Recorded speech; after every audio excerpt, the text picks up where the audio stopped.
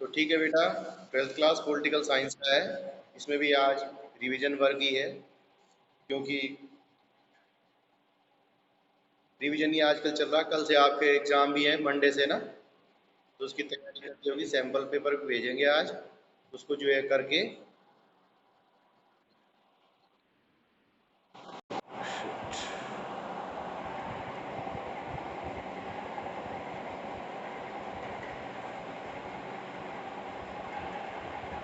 उस sample paper को करके बेटा आपने सबमिट कर देना है।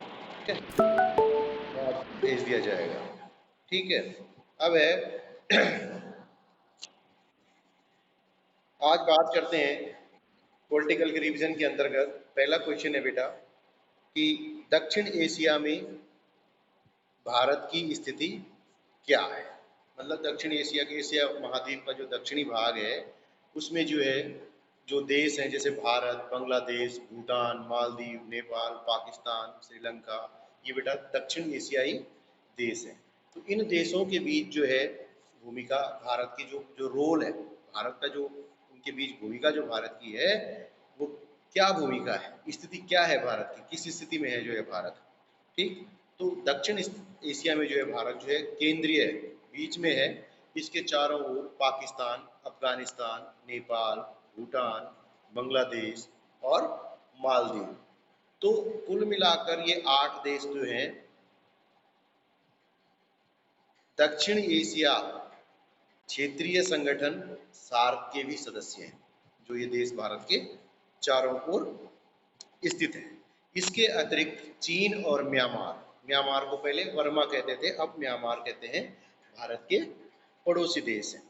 तो इन सब से जो है भारत के क्या है बेटा, बहुत ही प्राचीन और ऐतिहासिक संबंध है।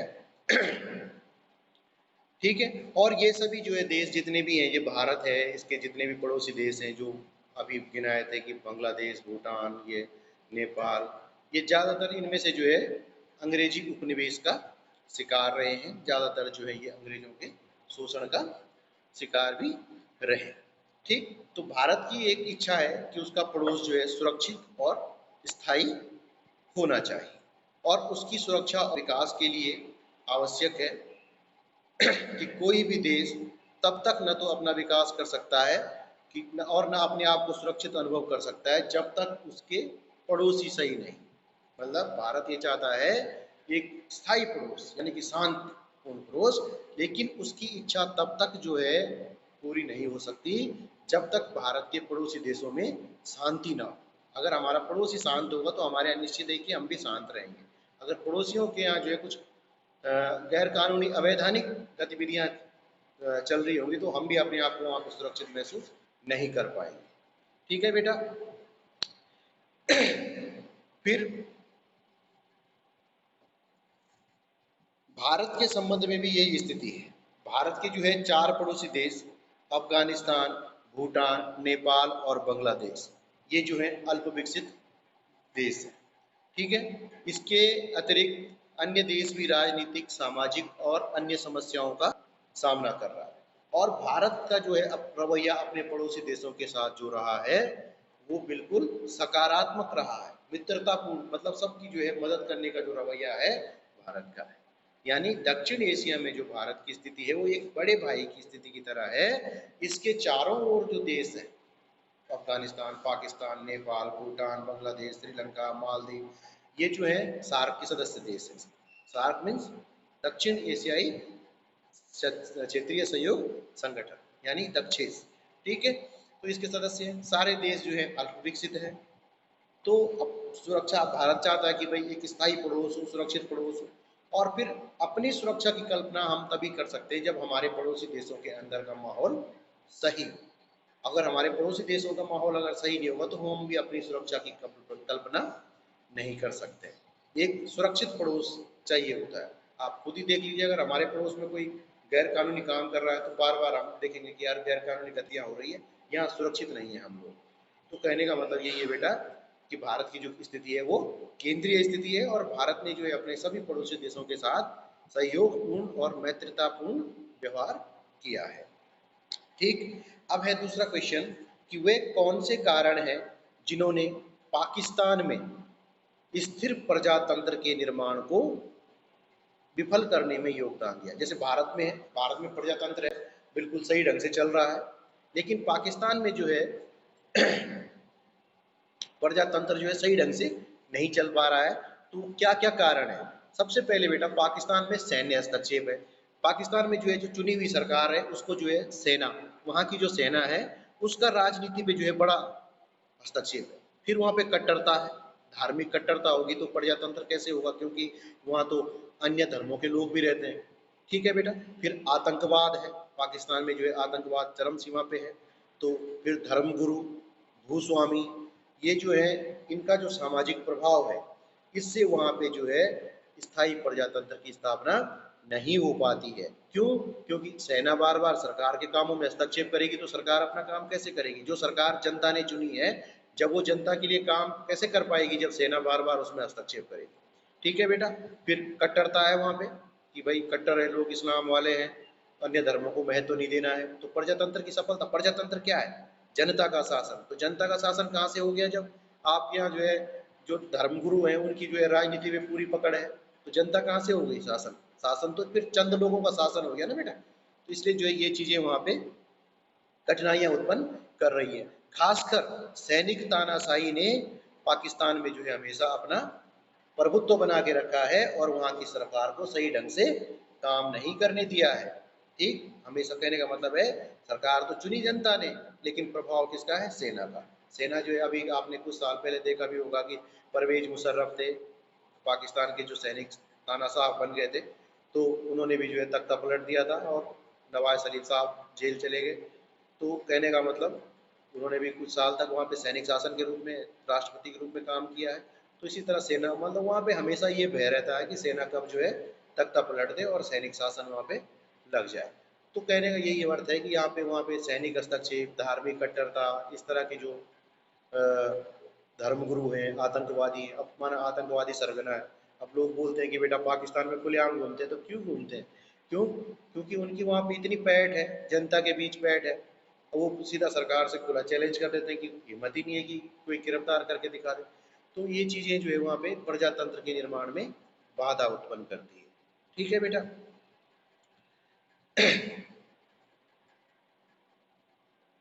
हाँ, अब है साफ्टा। साफ्टा से आप क्या समझते हैं? साफ्टा जो है एक प्रकार का एग्रीमेंट है बेटा। ये जो है सार्क देशों के बीच मुक्त व्यापार और सहयोग को शुरू करने के लिए जो है ये किया गया है। ठीक है। तो मुक्त व्यापार का मतलब ये है कि इन देशों के बीच ऐसे व्यापार से हैं जो कस्टम और प्रशुल्क से प्रतिबंधों से मुक्त हो, यानी कि किसी प्रकार की कस्टम ड्यूटी नहीं होनी चाहिए। जो सार्क देश है, आपस में क्षेत्रीय सहयोग संगठन हमने बनाया है। तो जितने भी हम 8 देश हैं अभी तक, भारत, पाकिस्तान, नेपाल, बांग्लादेश, म्यांमार, ठीक है बेटा, भूटान, फिर इसके बाद मालदीव, अफगानिस्तान, ये जितने भी सदस्य देश श्रीलंका है, तो ये क्या है? सार्क के सदस्य हैं।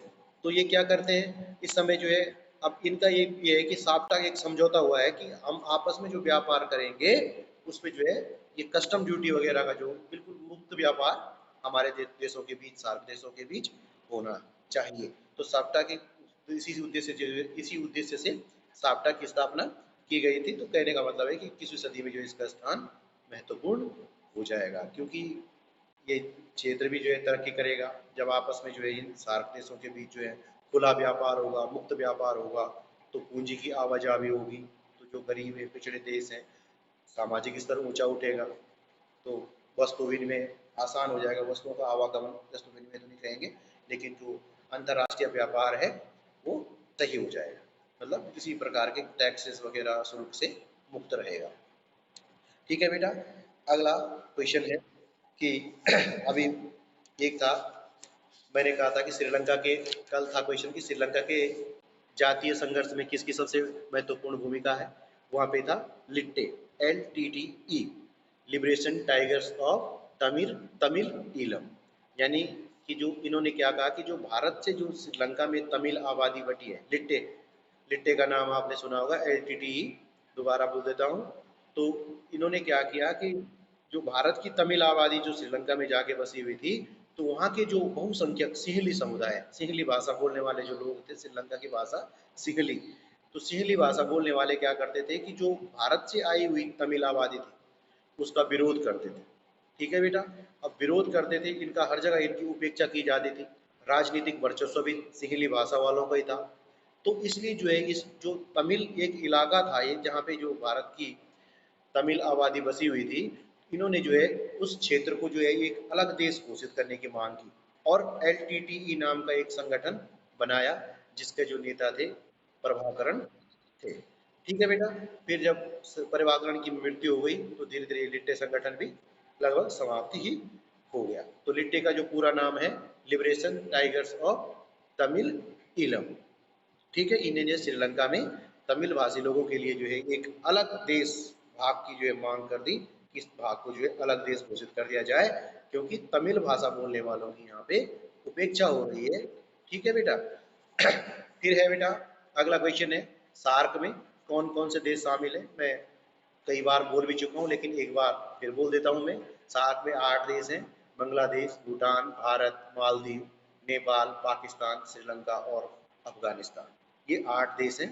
कौन कौन से? Bangladesh number 1 Bangladesh, number 2 Bhutan, number 3 Bharat, number 4 Maldives, number 5 Nepal, number 6 Pakistan, number 7 Sri Lanka और नंबर 8 अफगानिस्तान। ये 8 देश है सार्क में, दक्षिण एशियाई क्षेत्रीय सहयोग संगठन। जो साप्टा है, साप्टा एक समझौता है जो इन सार्क देशों के बीच मुक्त व्यापार करने की सिफारिश करता है, ताकि जो है इनके बीच व्यापार बिना किसी कठिनाई के, बिना किसी रुकावट के हो। ठीक है बेटा, आज के लिए इतना ही।